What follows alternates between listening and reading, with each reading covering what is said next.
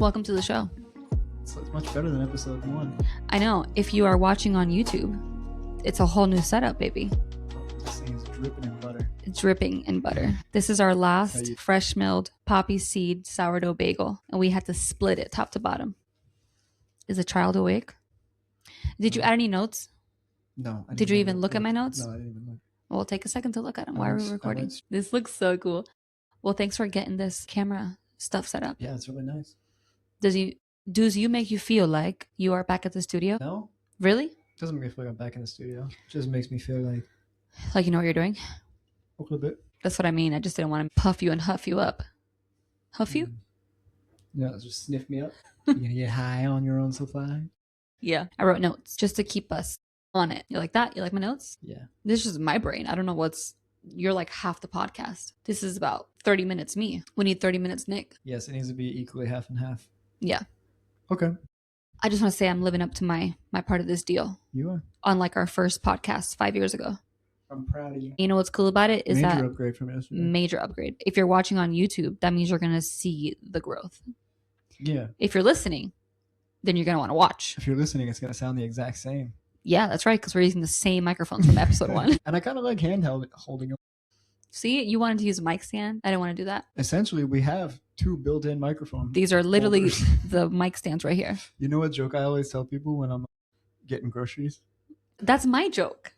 What is it? You don't even know what I'm going to say. What's your joke? Are you going to say, I brought them up here with my hands. I can take them out with my hands.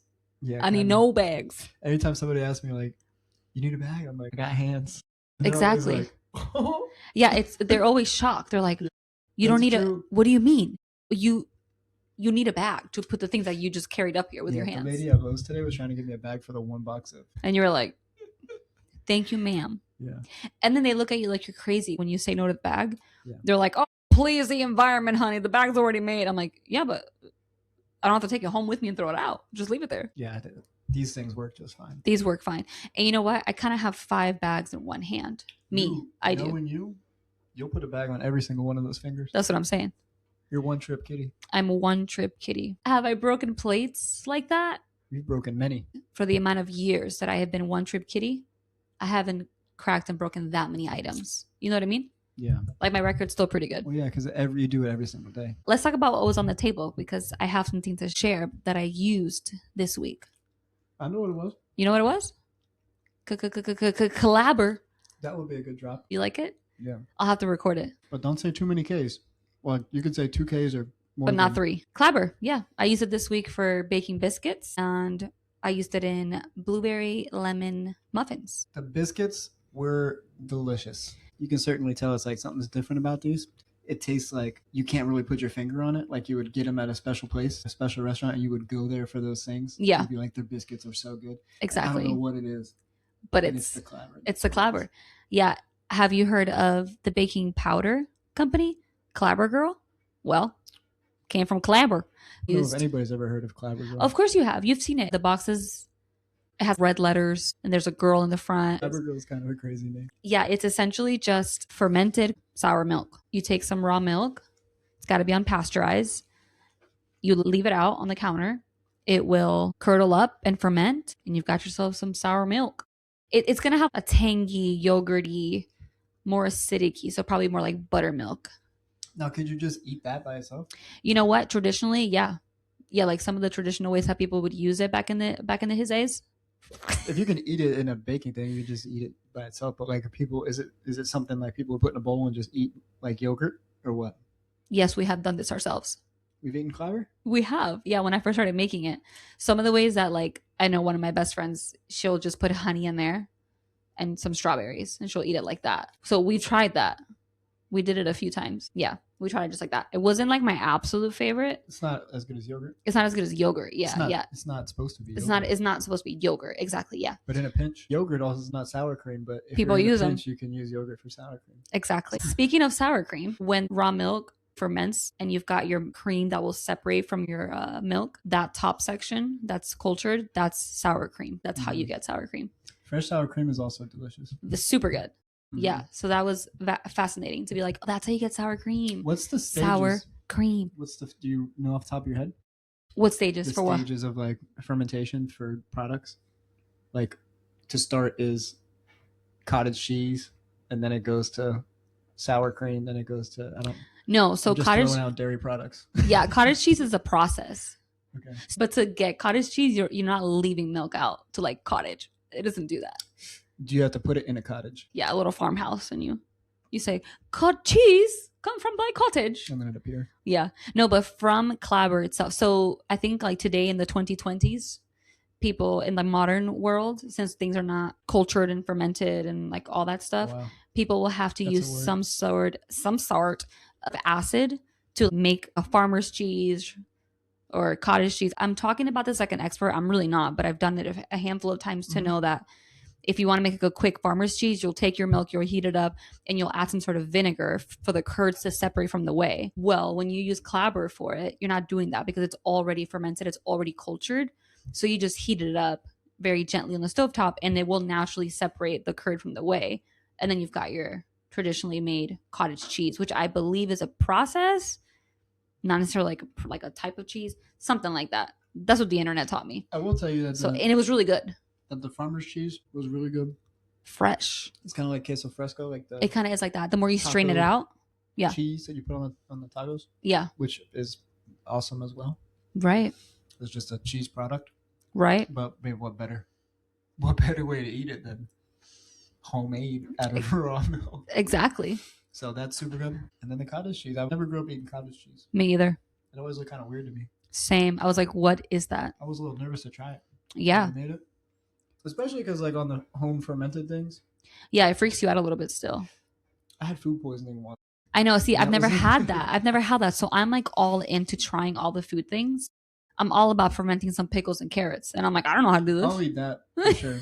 But like when we tried to make kombucha and sauerkraut, that freaks you out too. I'm okay with it now, but the first few times it was like it's a little sus. It's a little sus. I'll take a little. I'll have a tiny taste. And it's delicious. Our kids love it. They love that stuff. Did we make kimchi before? I don't think we did make kimchi, did we? I don't know, because our neighbor from their garden, they'll make kimchi. They'll bring it over to us. What are some other traditional ways people use Clabber? I'm trying to think. Just like how you would use a sourdough starter. You could use Clabber to like make other cheeses, which I have not like gone into because that intimidates me. Like cheese making. I don't know about cheese. I'm not a cheese person yet. There's so many different types of cheese. Too many. And for somebody who was dairy free for almost a decade, I dove right into the dairy world once we found out some new information. Raw milk, baby. I want to bring back something real quick before we get off this cheese topic. Oh, please. Going way too long. Earlier you said that in the 2020s there's no culture for things to be cultured. The commercial stuff. Yeah. Yeah. Is that a picture of there not being much culture in today's society? I mean, it could be, but that's a whole nother conversation. That was a good conversation. Speaking of conversations, have you been conversing with your Lord and Savior Jesus Christ? Mm-hmm. Anything you want to share? Well, also, this is not a mukbang. I don't know if we're going to hear you just chewing that bagel like a horse. No, you're not going to hear me. Are you sure? Mm-hmm. Okay. Of course, I've been talking to God. I'm not putting you on the spot. I'm just asking questions. No, I'm just telling you the truth. Asking all the questions. I talk to the Lord all the time. Questions. You remember that, right? Yeah. Okay. I'm not going to, what's the word I'm looking for? Interrupt. Yep. Mm-hmm. Go ahead. That's the word. Yeah, I've been talking to God, Yeah, last episode. Yeah. When I shared what was on my heart. We had another day of home projects and I felt better about it. Okay. I felt better about the way I handled myself. That's good. Throughout the day and the way I handled the kids helping and everything like that. Yeah. So that was cool. That was a win. I think that one of the main prayers that's been on my heart has been for this podcast. I think the fact that we're just kind of doing it and not trying to make it all 100% perfect is just seeing what happens feels good. And I think that's part of what I've been praying about is for, if this is supposed to be a thing that we do, then it's just something that comes easy. Yeah. Yeah. And the door's just kind of open. Agree. And it's not like, a sludge right. to get through it. Right. Yeah. That's cool. Mm-hmm. I like that. Thanks for sharing. How about you? Let's hear it. This is something I wrote down in my notes maybe like a week or 2 weeks ago, maybe. I was checking out the name of a group chat that I'm in. Mm-hmm. And in the name is the word mom. And I was like, oh yeah, like I'm a mom. And then I thought, well, but like not all I am is just mom. So I started thinking like, okay, like who am I? And I started praying, talking to the Lord. And I was reminded that it's not that I'm a mom. I am first a daughter of God. I'm first a Bible believing Christian. And so having that be who I am then will inform me in how I should like live out the roles that I've been given to steward. And one of those roles is mom. The Holy Spirit reminded me of that when I was asking the question like, who am I? What do I do? Because I think we get those things conflated a lot. And I think that can lead to some identity crises. You heard it here first. I think that one way to avoid getting into those, like, who am I? What's my purpose? What am I here for? Is like that very bone and marrow differentiation, which is really, really slim, but of like who I am versus what I do or what I get to do. And I get to mom, I get to wife, I get to be a friend, I get to be a daughter, I get to be a sister. You know, it was a good reminder. That is a good reminder. And that is something that needs to be like a consistent reminder. Yes. Because we've had those conversations a lot where what you do kind of creeps into your identity. Yeah. In today's world, it's kind of synonymous. Exactly. The two words. Yeah, because somebody will ask you like, what do you do for work? As you get like, around a group of guys? That's it. That's the first question. So what do you do for work? And that's them asking, who are you? Mm-hmm. Yeah. When I've been around like our family, that's maybe not another guy. Mm-hmm. Even like the first or second question out of a female's mouth towards me is like, so how's work? How's work? It's just when you talk about guys. Yeah. But yeah, it kind of and that can be a beautiful thing. Work is important. Yeah. We're made to work. Yeah, we're made to work. Mm-hmm. But yeah, I've had those struggles. Yeah, we've kind of like debated this a little bit. Yeah, safe to say I've come over to your side. Really? Mm-hmm. I do want to point out that that's probably going to be a fun part of interacting together on the podcast because we don't agree on everything. Dun, dun, dun. And that's great. Mm-hmm. We have other things that we disagree on. Sometimes we're so similar, though, that we realize, oh, you don't have to like the same things as me. Like with the toothpaste. Yeah, like different things that we buy. Yeah, exactly. We were like, I can have a toothpaste that I like. Yeah, I'm like we. No, I don't want that one. I want this one. Exactly. Yeah, we would buy the same exact thing and have like one of those things because we're both gonna use it. Mm-hmm. And we came to the point where we're like, no, I can't. Is what it was. I was trying to think of one. I thought it was a food item or something. No, it's because you were trying out that fig one, the fig toothpaste. Mm-hmm.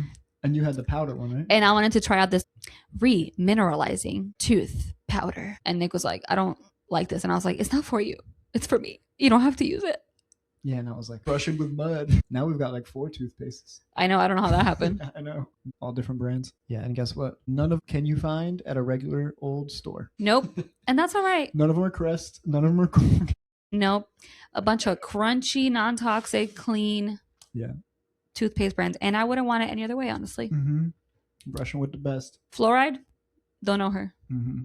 Not anymore, at least. Used to know her. Used to get it put on my teeth at the Actually, dentist. I didn't know her. I never knew her. I never looked into it. She knew me.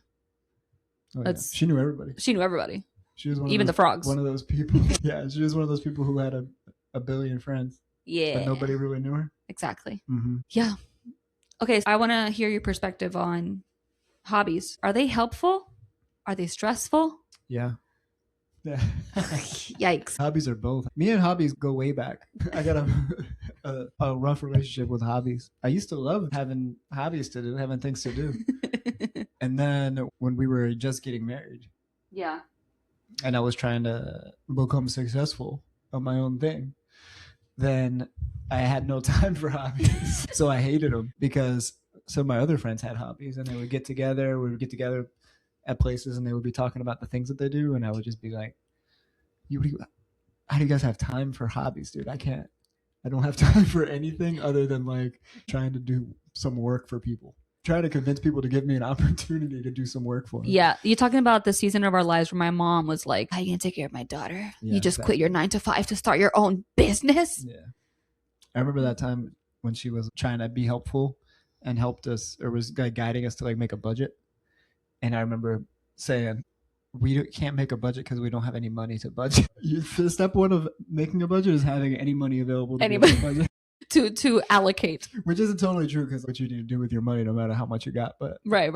At that point of at the time you were like, what? I can't even yeah. Can't even pitch 2 pennies to put to anything. Yeah. And I think her point anybody's point, right? It's like, Yeah. well, take the 1 penny. I would give the same advice and right put, now. exactly, But at exactly. That age, I was like, what? That's something I don't want to hear. But you know what? She is so proud of us now. She's a great mother-in-law. That's right. So yeah, that's the stressful part about hobbies for me. That part of my life where all that stuff was happening. As I'd aged and staged, I enjoy hobbies, but I don't think I actually have a hobby. Like I don't have a thing that I do for fun. That's like a thing that I'm like, I'm gonna go spend some time doing the thing that I like to do now. You did though. You were doing jujitsu.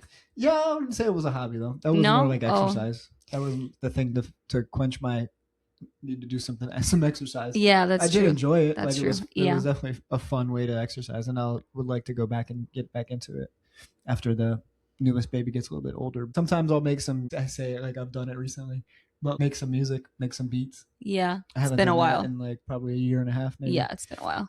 But I think if I did take up a hobby again, it would be probably making some music again. It would be podcasting. The things that I fill my time with when I'm not doing things that are necessary would be the family, just being around our family. And I don't say that like that's not necessary, you know, but the other thing is like doing stuff around the house, like making stuff and remodeling stuff. So does that feel like a stressful hobby to you, or does it feel like a not hobby at all? No, it's only stressful when we got like 20 things to do and you want to add 5 more. But isn't that the role of every wife? Yeah, of course. To say, we own this home, we're going to change this about it because we can. You're going to say, this functions perfectly well and is beautiful and I want it different. That's right. No, all the changes that you make are always better. Thanks, honey. You're welcome. And I mean that. I know. But I think that's the things that I like fill my time with. Yeah. I don't have any spare time to go and do. I know. But that's just because I don't make the time to go and do those things. Well, I know there's more. I don't have the desire to be like, I want to go make some music or make some beats at a consistent amount of regularity. Right. I'd rather do the projects around the house because I enjoy doing that. And that's a fun thing for me wouldn't that be considered a hobby? You know what? Could be. I'm going to Webster. I think all we're getting out of my side of this conversation is that hobbies are stressful still for me. Old Webby. Okay. A hobby. Wait, let me guess what it says first. Okay, go ahead. I would say that a hobby is something that you do with some sort of consistency for the purposes of entertainment and rejuvenation. The rejuvenation should be the end goal of the hobby. You know what I mean? Sure. Tell me the. Well, Webster defines a hobby as a regular activity or interest pursued for pleasure, relaxation, or personal fulfillment during one's leisure time. Yep. Rather than a primary occupation or for financial gain. You know who's got a hobby? Angie from church. She's got an actual hobby. She quilts and she doesn't charge for it. It's a hobby for her. Really good. So she's really good at it. And she enjoys it. She obviously enjoys it. Yeah. We need to ask her about how she got into hobbying. No, but speaking of quilting, that's one of my frustrating hobbies is that I've always been into clothing. Yes. Like I remember being in the high school fashion show and being on the little made up runway thing and having like the sewing class freshman year. And then that being taken away for the rest of high school. And I was so sad. They took it away? They took it away. Did they replace it with anything? I don't remember at the time. Was it leftism? Getting rid of the arts. They replaced it with leftism? Probably. That's always been one of my passions, really. It's like clothing. Like I mean, if you know me, then you know that I began a bachelor's in like fashion merchandising and like all the things. So I've always just loved that. However, it's very frustrating because I don't have the knowledge to back up what I want to actually create. Yeah. So like I'm always really flustered when I want to make something come to life because I have no actual education or like know what to do with the sewing machine. And like that's the thing, I've had sewing machines in my life, but I don't know how to use them. So I just try to get on there and do it, and like my bobbin's like popping out. My needle's all like, the foot's like crawling backwards, and I'm like, why is it going backwards? It's supposed to be going like this to the fabric. That's a very frustrating hobby to explaining what you're explaining, because the little threads get twisted up, knotted up, and then you got to go through it with teeny tiny little. Exactly. It always happens to me where like I'm trying to sew something which I don't know how to do it, and I'm trying to do it, and I look at the bottom and it's all like bird's nest. Yeah. So frustrating. I don't have time to learn. I have a dress in mind that I want to make. Yeah. I already cut it up. I'm just trying to put it together. Yeah. And that's where hem tape comes in. If I could make every piece of clothing and put it together with hem tape, I would be fantastic. Well, I would say you have. I have actually. I've done that. I have. That's exactly what I do, but it's not. You haven't made all the things that you want to make. No, because I just can't be hem taping the things I want to hem tape. Yeah. Hem tape's also expensive. Hem tape, it is expensive. It's supposed to be for your hems. Mm-hmm. Here I am using them for shoulders and straps and skirts. But you did recently kind of discover glue. You use that. I did, because I was making some lightweight, like basket type, slouchy basket type of thing to put in our camper. Basically like a tote without a handle. Like a tote without a handle. Yeah, exactly. Using placemats. And so I glued those into like a floppy basket to store things in the camper while we're traveling, so things aren't like smushing around and stuff. So that was fun. And like I've got like those curtains I want to sew, which I'll be using hem tape for the camper. Not unless you learn how to sew. That's probably an easier thing to sew. The curtains? The curtains. Like probably. An easier thing to learn. Like Yeah. Your first sew job? My first sew job. Yeah. Like legit. And it's beautiful, because if I take the time to learn, then it won't be a stressful hobby. It will be a productive, useful, and time well spent hobby, because it'll be things that I can teach the girls, teach my son. And then also it's your mom's machine. So it's cool because it's being passed down. Thankfully, there is YouTube, right? And so I did find this channel. She started herself about a decade ago. And so she's going to teach me for free. Nice. She's got a whole series out there. Nice. So I'll watch the ads for her. Oh, definitely. You know? And then she'll teach me how to sew. Your YouTube ad, that's a whole other conversation. Yeah.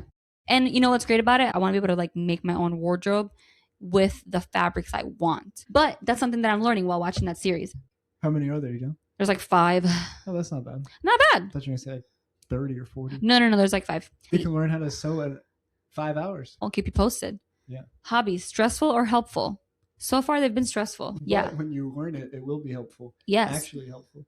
Yeah. So if you got a hobby and you find yourself stressed out, maybe you don't know anything that was about encouraging. So to encourage you, learn a thing. Go on YouTube and learn how to do the hobby you want to do. Like I have a friend, she wants to start crocheting. And here's the thing, right? We're both married with very young kids. Our husbands work. And so when do you find the time? You don't find the time. We're going to have to like make the time. Okay. Do you remember when we were trying to be like, okay, every Tuesday afternoon, you go have an hour to do the thing that you want to do. Yep. Right. And every Wednesday, I'll go do the thing that I want to do. Yeah. Like Jeremy. Here's the reason why that did not work for me. When that hour came to be like, what the heck do I do with this time? So much pressure to be like, here's your hour. Go. And you know what? That much freedom was actually like a trap. It's like too much freedom because you're like, what do you do? I get stuck. You can do whatever you want to do. Yeah. And then you're like, what do I do with that freedom? You end up doing stuff that you actually didn't want to do. Yeah. Like cleaning the house. Yeah, it's like too many choices. Yeah, and that's why freedom really thrives within boundaries. Thriving within boundaries. Since you're gonna just pivot, drop that in there real quick. I heard a really good analogy about that. So there's a picture of a guy with his dog, and he's got his dog at his house, and the dog super well trained. He can take him wherever he wants to go. He can take him to Target, because the dog's going to be just fine. He could take him to the park. Dog's going to be great. He could take him to the movie theater even. You ever seen a dog in the movie theater? No, because they all act a mess. That's right, but not this guy. Not this dog, okay. But one day, the dog gets it in his head that he wants to bite the mailman. Or bite our mail lady who... Oh, that actually happened to her. That's true. That's a terrifying job then. Right. And so after he bit the mailman, the guy, the owner, couldn't take that dog anywhere because he couldn't be trusted. So he had to be on a leash. Yeah. And so the analogy is when you have boundaries, you can have total freedom. But boundaries where don't act a fool. Yeah. Don't be going out hurting people, being violent, being dangerous.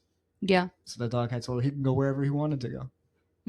But as soon as he did something wrong, he had no more freedom. Let me see if I have anything else, honey. Man, see, this is why I got to stick to the notes, honey. Well, this was just going to be a section where I was going to highlight all the things that you've made for me. Because as I want to start sewing, it means I need a space to sew. So that means that to make your stressful hobby more stressful, I'm adding yet another project to your task, which is to build me some sort of like sewing station. I was gonna suggest we could do it in the garage, but I'm gonna be hot in there. So forget it. And then I was thinking about all the things that you've already made me. Do you remember? Yeah, planter box. I forgot that one. Come on, that was the first thing. Wow. That was the first thing you made me. That's right. You made me a First massive planter box. I think it was 3 tiers. Yeah, it was 3 crazy. tiers. And you brought it to my mom's house. Mm-hmm. You like carried it in there, put it in the little backyard. And she was like, "What kind of man?" And I was like, "Museum guy. I don't know what to tell you." Mm-mm. Yeah. That was how many years ago? 14 years ago? 13? No, was it 14? Yeah. Honey, it's 2026, is it not? Was it? Wow. Nice. The first thing you made me was 13 years ago. Yeah. And then you made me a headboard for my bed. Yep. Super cute. And you like wrote in there. Yep. Little inside joke. Which we still have a piece, that little inside joke. We still have it. Mm-hmm. It's decor in the house somewhere. Then you made me a vanity desk. Yep. So cute. I was actually able to sell that vanity after. You didn't want it anymore. That's right. And the people didn't even, at the end, after the transaction, she was like, "Did you make this?" Really? Like, yeah, I did. What did she say? Do you remember? She said, "Well, it's really nice," or something like that. Yeah. I don't remember exactly what she said. Right. That's so cool. Like, "Oh my gosh." She's like, "Take it back. I don't want homemade stuff. Get my money back." Why didn't you disclose this in the description? This is a DIY project? No. For your girlfriend at the time, who was really into doing her makeup, and she needed a vanity with the lights and everything. Yeah. But that was just like that was the time. 2015, 2016. Oh, it was the time. Yeah. Then you made me, the next thing I remember is you making me the retail products display box with the modular little pegs to put my shelves on it. I also made you that stick that we hung up on your roof that we used for the Models Market clothing rack. Babe, you didn't make me a stick. You found a stick. It was nice. But I tied strings. You tied some twine. And I put some anchors up in the ceiling so we could hook it on there and hang it. Yeah, that's right. Because I had this vision of like being able to have it be my clothing rack. I didn't want a clothing rack like all the girlies have a clothing rack. I wanted the piece of wood so I could hang all my clothes. It was just very like natural and organic. Yes. It's always been my vibe, at least my aesthetic. I made you a blog. You made me a whole blog. You told me to start blogging. Yep. It was your idea. And we had a fun time doing that. And what have I made you? You made me some art projects. We could call them that. We could call them that. What was that first really hideous thing I made you? Yeah, it was a canvas. It's like a canvas. I don't even know how you made it. It was mixed materials. Wish we still had it to show it. Me too. Yeah. What did you... Okay, it's okay, babe. It's been 13 years. What did you think when you got that? I was so in love with you, I didn't care what you got. It was sweet. Yeah, like back then. No, like what I mean is I was so in love with you at that moment. Yeah. Like you were my whole world at that moment, and now you're even more so. So I can say I was in love with you because now I'm so in love with you. So sweet, honey. So sweet. I don't remember thinking like, yo, this is crazy. I put it up on my wall. You did. Mm-hmm. That's right. You hung it. Oh yeah. On your bedroom wall. It was like green. I feel like it looked like a it definitely did. It was like green colored crayons. I don't know but I don't know what I was going for. It was supposed to be like earthy. Yeah, like that's what I mean. I don't even think it was like a picture of anything. No. Like it was like you told. Yeah, it's like I told Jeremy to like draw like a park. Yeah. And yeah, it was bad. Like it was green and like brown. And then I think there was like a ribbon running. Wow. I don't know what I was going for with that. And I wish I could remember what it looked like, but I don't. So yeah, all in all, hobbies can be helpful. Like that, it would have been helpful to me if I knew how to draw in that moment. And me too. Why? Because I would have had the confidence to tell me. Exactly. Anyway, any farewell thoughts? I think that we may be striking a chord. I don't think we're the only ones that feel this way. No, probably not. I hope not. We'll find out. We will find out. If this strikes a chord. I don't know really I can't really name many of my friends that have hobbies. I can name a lot of my friends that want hobbies. Want hobbies, right? Want hobbies, yeah. But it's just so hard to prioritize something that is not your primary moneymaker these days, I think. I just think we live in a very, very, very, I need this now. What I need to focus on needs to be productive and super efficient.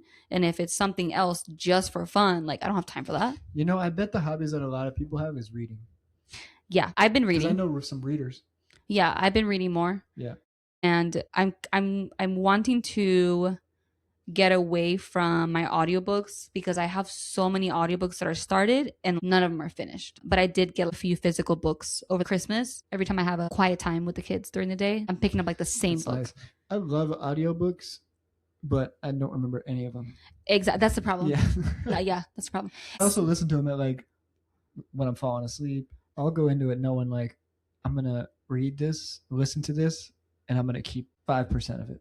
Yeah, exactly. Same. Yeah, and then I'm like, could I use my time for something else? Maybe I could use my time to just be in complete silence. That's also very helpful. That is a hobby we should probably practice more of. It's just being silent. You know who practices that hobby way too much? A monk. Monks. We could leave it at that. That's a good, wise thing to practice. It's just being in silence. Silence, not silent. All right. Well, on that note, let's be quiet. Good night.